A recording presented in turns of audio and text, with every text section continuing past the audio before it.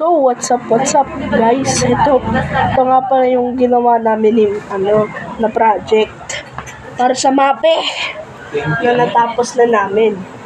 Ngayon lang to na ipakita pero matagal na rin to natapos.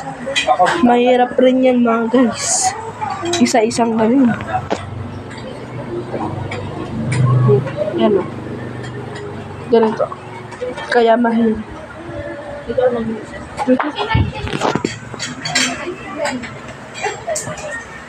Picture mo sa lapan. Gawa yan sa paper beads.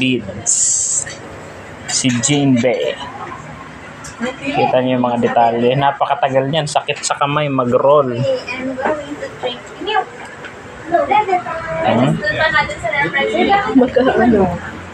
Para sila. Ito side view si Jean Bay. Ito yung video. Ito naman din drawing lang ito yan. So yan. Ano masasabi niyo? Ganda rin tong Jean Bay na to eh. Ilang pack yun? 100.